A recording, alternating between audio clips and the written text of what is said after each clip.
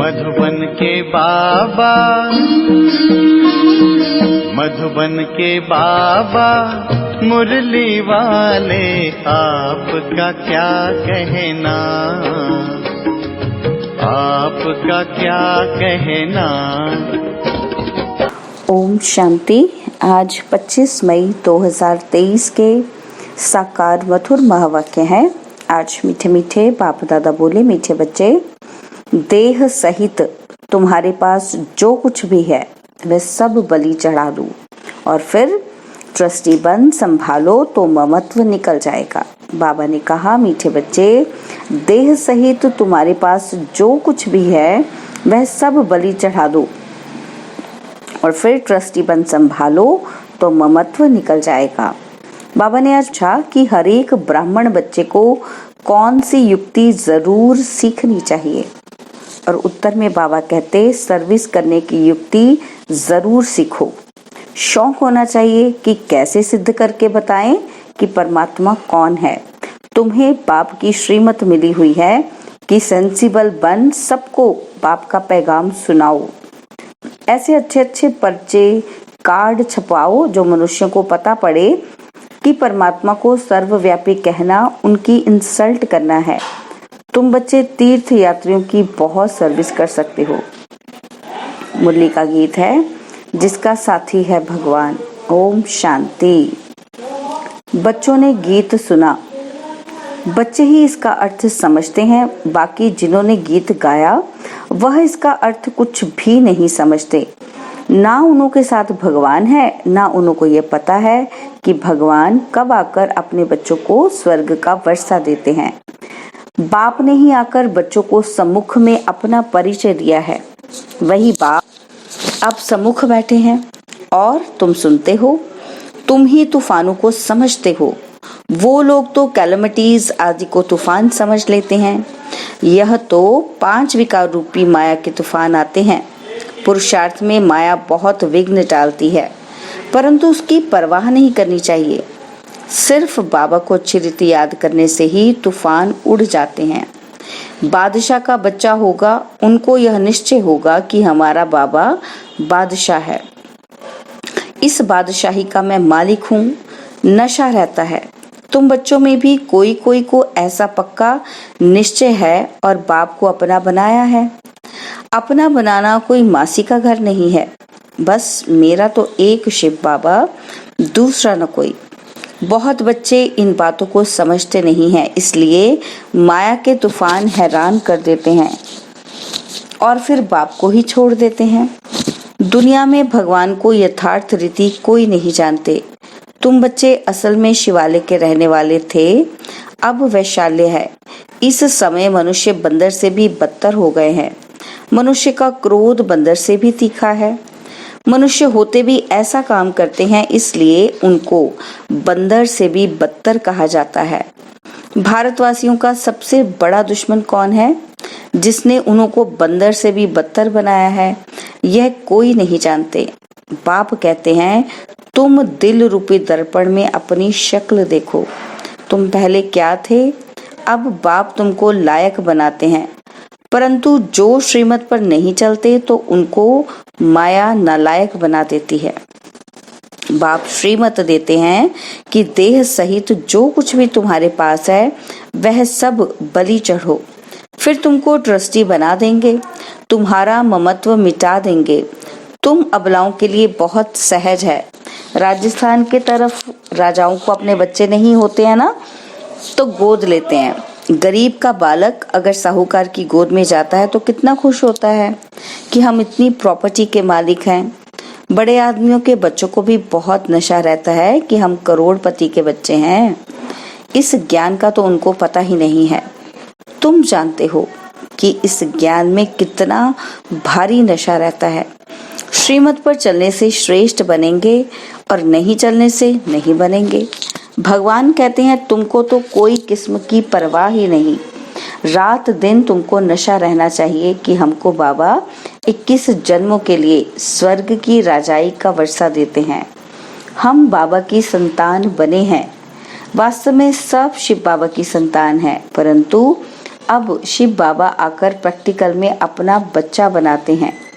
अभी तुम सम्मुख बैठे हो, जानते हो शिव बाबा हमको अपना बनाकर स्वर्ग के लायक बनाने के लिए मत देते हैं कि बच्चे किसी के नाम रूप में नहीं फंसना है। एक शिव बाबा का नाम रूप ही बुद्धि में रखना है, उनका नाम रूप ही मनुष्य से न्यारा है। बाप कहते हैं तुम हमारे थे, निर्वाण धाम में रहने वाले थे, क्या तुम भूल गए हो कि हम आत्मा परम धाम, शांति धाम अथवा निर्वाण धाम की रहने वाली हैं। हमारा स्वधर्म शांत है। यह शरीर ऑर्गन्स हैं कर्म करने के लिए, नहीं तो पाठ कैसे बजाएंगे। हम आत्मा निराकारी दुनिया की रहवासी हैं।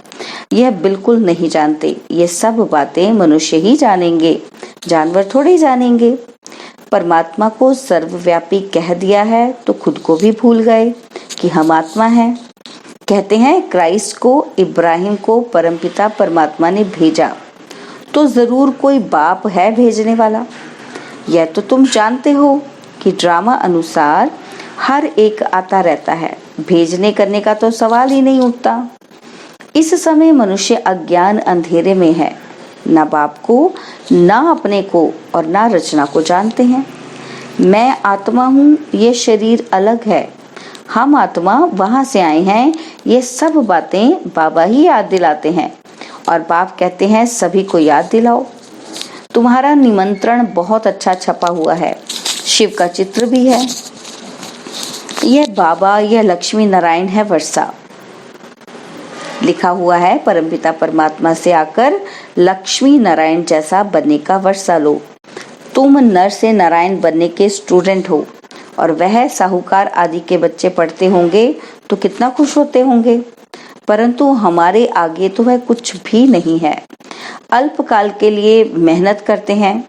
तुम बच्चे सदा सुख पाते हो, यह भी तुम ही कह सकते हो। कहीं भी जाओ हाथ में निमंत्रण पत्र हो, बोलो ये सभी आत्माओं का बाप स्वर्ग का रचयिता है, उनसे वर्षा कैसे मिलता है सो लिखा हुआ है। यह निमंत्रण एरोप्लेन से गिरा सकते हो, अखबार में भी डाल सकते हो, बड़े बड़े को निमंत्रण मिल जाएगा। यह एरोप्लेन विनाश के लिए भी है तो तुम्हारी सर्विस के लिए भी है। यह काम गरीब तो कर ना सके, परंतु बाप है ही गरीब निवास, गरीब ही वर्षा पाते हैं। साहूकार तो ममत्व में फंसे हुए हैं। सरेंडर होने में हृदय विदीर्ण होता है।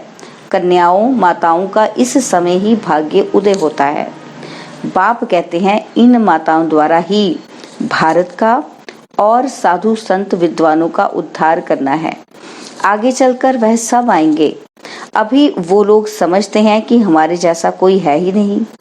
वह यह नहीं जानते कि ग्रस्त व्यवहार में रहते बाप ने राजयोग सिखाया है। उनका हठ योग कर्म संन्यास अलग है। भगवान तो जरूर आकर स्वर्ग का मालिक बनाएंगे, तो तुमको कितनी खुशी रहनी चाहिए।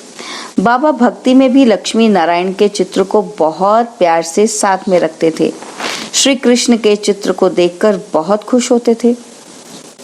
बाबा बच्चों को समझाते हैं कि अपना और दूसरों का कल्याण करना है तो सर्विस में लग जाओ। एम ऑब्जेक्ट तो बहुत क्लियर है। वर्षा है डीटी वर्ड सावरनिटी, ऊपर शिव बाबा और नीचे लक्ष्मी नारायण।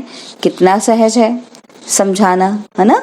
तो बाबा कहते समझाना तो बहुत सहज हो गया, तो सबको निमंत्रण देना है। बेहद के बाप से स्वर्ग का वर्षा जरूर मिलना है। यहाँ लोग बहुत जाते हैं, वहाँ ये पर्चे जरूर फेंकने चाहिए। कोई कुछ कह नहीं सकता, अगर कोई कहे तो हम सिद्ध कर समझाएंगे कि बाप जिससे स्वर्ग का वर्षा मिलता है उनको तुम सर्वव्यापी कहते हो। बाप कहते हैं देखो ये मेरी इंसल्ट करते हो, मैं स्वर्ग का मालिक बनाता, मुझे फिर भित्तर ठीक कर भी डाल दिया है। अब तुम्हें श्रीमत मिलती है कि ये पर्चे खूब बांटो। अमरनाथ की यात्रा पर झुंड जाता है, वहां जाकर बांटो। इसमें लिखा हुआ है कि यज्ञ तप तीर्थ आदि से मैं नहीं मिलता हूँ, परंतु समझाने वाला सेंसिबल चाहिए, समझाना चाहिए। वह है गॉड फादर। सिर्फ भगवान ईश्वर परमात्मा कहने से पिता अक्षर नहीं आता। गॉड फादर कहने से पिता अक्षर आता है। हम सभी एक फादर के बच्चे ठहरे। परमात्मा सर्वव्यापी है, तो क्या परमात्मा पतित हो गया? वह तो है ऊंचे ते ऊंचा। उनका यादगार मंदिर भी है। तो बच्चों को युक्ति से सर्विस करने का शौक चाहिए। यात्रा पर जाकर बहुत सर्विस कर सकते हो। वह है जिस्मानी यात्री, तुम हो रूहानी यात्री। समझाना चाहिए कि तुम कहाँ जाते हो। शंकर पार्वती तो सूक्ष्म वतन में रहते हैं, यहाँ वह कहाँ से आए? यह सब है भक्ति मार्ग। तो ऐसे तुम बहुत सर्विस कर सकते हो। भक्त बेचारे बहुत धक्के खाते रहते हैं, तो उन पर तरस पड़ता है। उनको बोलो तुम अपने धर्म को भूले हुए हो। हिंदू धर्म किसने स्थापन किया? सर्विस तो बहुत है। बच्चों को खड़ा होना चाहिए। बाप आया है स्वर्ग का वर्षा देने, फिर भी माया नाक से पकड़ एकदम मुंह फिरा देती है। इसलिए माया से बहुत खबरदार रहना है। अभी तुम बच्चे बाप दादा के सम्मुख बैठे हो। दुनिया को थोड़ी मालूम है कि बाप सम्मुख आए हैं।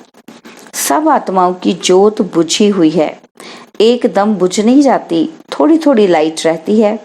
फिर बाबा आकर ज्ञान घृत डालते हैं।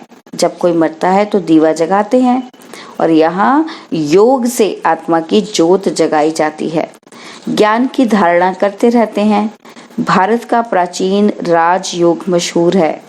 वह निवृत्ति मार्ग वाले तो अनेक प्रकार के हठ योग सिखलाते हैं। फायदा कुछ भी नहीं, नीचे गिरते ही जाते हैं। सिवाय योगेश्वर के कोई योग सिखला न सके। योग सिखलाने वाला है ईश्वर, वह है निराकार। बाप कहते हैं तुमको अब योग सिखला रहा हूँ।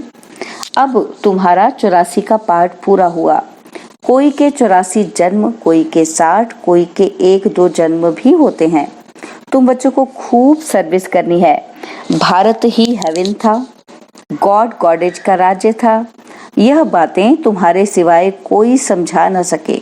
गाली भी तुमको खानी पड़ती है। बाबा गाली खाएंगे तो क्या बच्चे नहीं खाएंगे? सितम सहन करेंगे।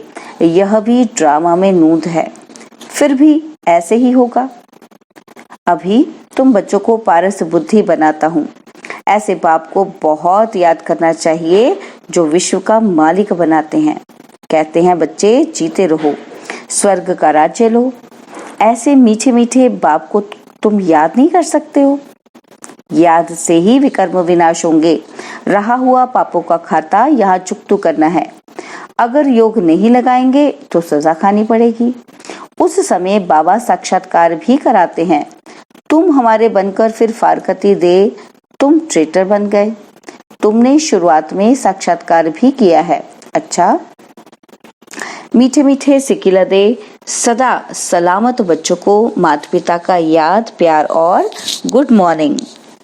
बच्चों को समझना है कि हम ये शरीर छोड़ स्वीट होम में जाएंगे। अब यहाँ रहने में जरा भी मजा नहीं है। अब हम बाबा के पास जाते हैं। बाबा को ही याद करना है और वहां से फिर स्वर्ग धाम में जाएंगे। यह यात्रा बड़ी वंडरफुल है। इसमें माया बहुत विघ्न डालती है। अच्छा, मीठे मीठे सिकिलते बच्चों प्रति माता पिता बाप दादा का याद, प्यार और गुड मॉर्निंग। रूहानी बाप की रूहानी बच्चों को नमस्ते। हम रूहानी बच्चों की रूहानी बाप दादाजी को दिलवा जान सिकवा प्रेम से नमस्ते। ओम शांति। प्यारे बाबा, मीठे बाबा, मेरे बाबा, शुक्रिया बाबा, शुक्रिया बाबा, शुक्रिया।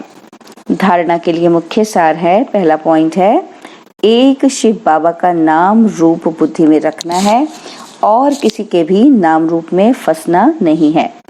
और सेकंड पॉइंट है, माया के तूफानों की परवाह नहीं करनी है। मेरा तो एक शिव बाबा, दूसरा न कोई। इस विधि से तूफान हटा देने हैं। बाबा ने आज वरदान दिया कि सदा यथार्थ श्रेष्ठ कर्म द्वारा सफलता का फल प्राप्त करने वाले ज्ञानी योगी तू आत्मा भव। सदा यथार्थ श्रेष्ठ कर्म द्वारा सफलता का फल प्राप्त करने वाले ज्ञानी योगी तू आत्मा भव। जो ज्ञानी और योगी तू आत्मा है, उनके हर कर्म स्वतः युक्ति युक्त होते हैं। युक्ति युक्त अर्थात सदा यथार्थ श्रेष्ठ कर्म। कोई भी कर्म रूपी बीज फल के सिवाय नहीं होता। जो युक्ति युक्त होगा वह जिस समय जो संकल्प वाणी या कर्म चाहे वह कर सकेगा। उनके संकल्प भी युक्ति युक्त होंगे। ऐसे नहीं कि ये करना नहीं चाहता था, हो गया, सोचना नहीं चाहिए था, सोच लिया। राजयुक्त योग युक्त की निशानी है ही युक्ति युक्त। स्लोगन है, जिनकी दिल बड़ी है उनके भंडारे सदा भरपूर रहते हैं। स्लोगन है, जिनकी दिल बड़ी है उनके भंडारे सदा भरपूर रहते हैं। ओम शांति। और अब यह एक बहुत अच्छी वीडियो भी जरूर देखें।